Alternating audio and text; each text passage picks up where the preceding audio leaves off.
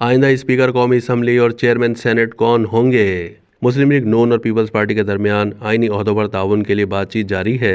आइंदा स्पीकर कौमी असम्बली और चेयरमैन सेनेट कौन होंगे? सियासी हलकों में ये सवाल जेर बहस है।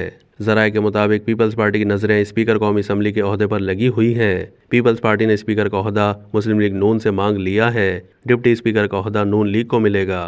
पीपल्स पार्टी में स्पीकर के ओहदे के लिए साबिक वजीर आजम यूसुफ रजा गिलानी मजबूत उम्मीदवार हैं, जबकि मौजूदा स्पीकर राजा परवेज अशरफ भी दोबारा स्पीकरशिप लेने की ख्वाहिशमंद हैं। उनकी भी आसिफ अली जरदारी से बहुत कुर्बत है।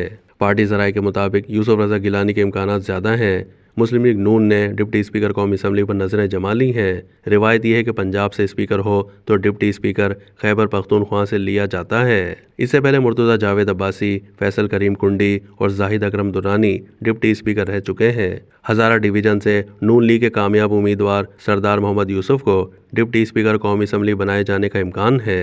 नून लीग के मुर्तज़ा जावेद अब्बासी नशिस्त हारने के बाद सरदार यूसुफ डिप्टी स्पीकर के मजबूत उम्मीदवार बन गए हैं। मुस्लिम लीग नून ने पीपल्स पार्टी से चेयरमैन सेनेट का ओहदा मांग लिया है। चेयरमैन सेनेट का ओहदा नून लीग को मिलेगा।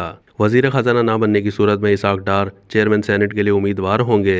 बसूरत दीगर आजम नज़ीर तारड़ उम्मीदवार होंगे। डिप्टी चेयरमैन सेनेट का ओहदा रिवायत है कि बलूचिस्तान को दिया जाता है। इस ओहदे पर मौलाना अब्दुल गफूर हैदरी, जान जमाली, साबिर बलोच और नूर जहां पानीज़ई फाइज रह चुके हैं। जराये के मुताबिक डिप्टी चेयरमैन सेनेट का ओहदा इस मरतबा भी बलूचिस्तान को दिया जाएगा।